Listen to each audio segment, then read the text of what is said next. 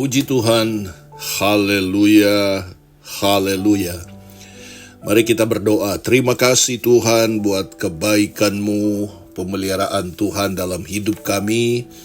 Kami ada karena anugerah Tuhan. Dan kami percaya anugerah Tuhan yang ajaib ini terus menyertai kami, sehingga kami betul-betul dan benar-benar menjadi umat Tuhan yang menjadi saluran berkat. Terima kasih Tuhan, Engkaulah kekuatan dan perisai dalam perjalanan hidup kami sebagai anak Tuhan.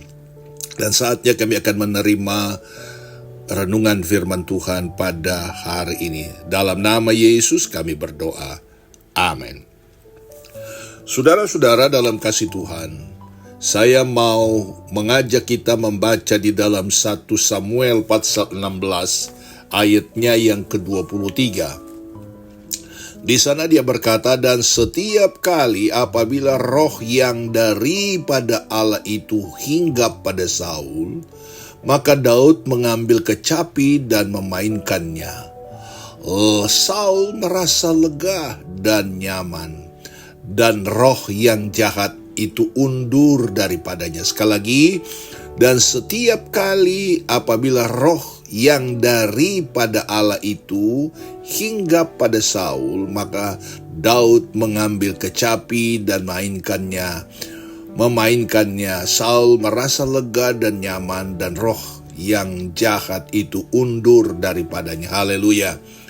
Dan tema kita pada kesempatan ini adalah karena urapan dan penyertaan Tuhan. Nah, sebagai anak Tuhan, kita tidak cukup menjadi anak Tuhan, tetapi kita perlu urapan kuasa Tuhan dalam hidup kita, serta penyertaan Tuhan dalam hidup kita sebagai umat Tuhan.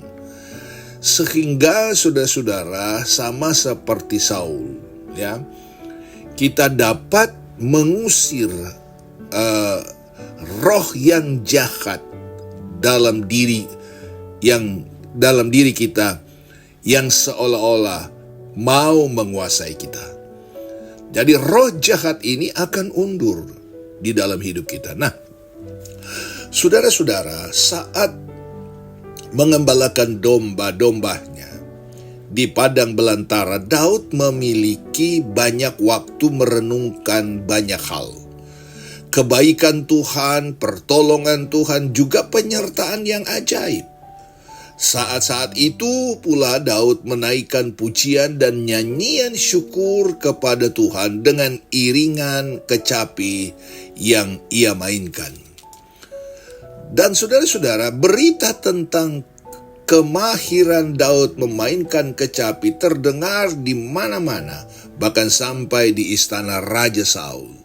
Nah, ketika Raja Saul diganggu oleh roh jahat, orang-orangnya di istana itu berusaha mencari cara bagaimana supaya roh jahat itu menjauh dan tidak mengganggu sang raja. Nah, para hamba menyarankan agar Saul segera mencari orang yang pandai memainkan kecapi supaya ia merasa nyaman. Salah satu dari mereka pun berkata, salah seorang anak laki-laki Isai, orang Bethlehem itu yang pandai main kecapi. Ia seorang pahlawan yang gagah perkasa, seorang prajurit yang pandai bicara, elok parasnya, dan Tuhan menyertainya. Ayat 18. Ya. Akhirnya Daud sampai kepada Saul dan menjadi pelayannya. Dan setiap kali apabila roh yang daripada Allah, ya, itu hinggap pada Saul, maka Daud mengambil kecapi dan memainkannya. Saul merasa lega dan nyaman, dan roh yang jahat itu undur daripadanya. Ayat 21a dan 23. Apa artinya kecapi Daud? Apakah karena kecapinya dirancang khusus dan berharga mahal? Bukan. bukan kualitas kecapinya sehingga roh jahat itu pergi atau undur, tetapi tergantung siapa yang memainkannya. Daud selain sangat ahli memainkannya kecapi, kehidupannya diurapi Tuhan. Itulah kunci utama mengapa permainan kecapi Daud penuh kuasa dan mampu mengalahkan roh jahat. Ada kekuatan adikodrati yang menyertai Daud. Saudara-saudara, ini adalah pelajaran bagi kita sebagai anak Tuhan. Yang paling luar biasa ketika seseorang memainkan musiknya, dan musik itu begitu menyentuh atau permainan musik itu menyentuh, tidak jarang kita, saudara, mengalami kelegaan, ada sukacita. Bukan karena musiknya memiliki merek yang mahal, tetapi seseorang yang memainkan itu dipenuhi dengan urapan Allah. Seseorang itu dikuasai oleh Roh Kudus, sehingga permainan musiknya itu luar biasa, dapat menghadirkan sukacita, dapat melegakan seseorang. Karena apa? Karena seseorang yang memainkan musik adalah orang yang diurapi oleh Tuhan. Tidak hanya sekedar.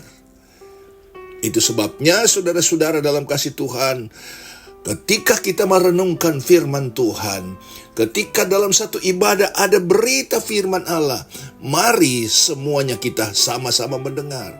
Kadangkala ada pemain musik tidak mau dengar, habis main musik dalam ibadah, sementara firman Tuhan, mereka tidak mau mendengarkan firman, mereka hanya ngobrol, mereka hanya mainkan handphone mereka, seolah-olah pemain musik ini tidak penting, tidak perlu firman.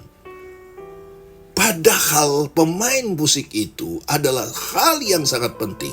Daud permainannya sederhana, tetapi karena Daud diurapi oleh Allah, dia dekat dengan Tuhan, dia disertai oleh Kudus, maka setiap permainannya menghadirkan mujizat, menghadirkan kuasa Allah, sehingga seseorang yang mendengar, mereka diberkati dan dipulihkan oleh Tuhan.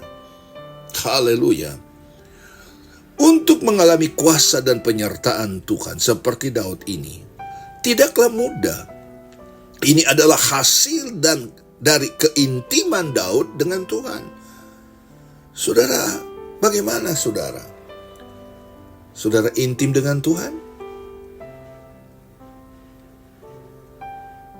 Daud selalu berusaha agar hidupnya senantiasa menyenangkan hati Tuhan.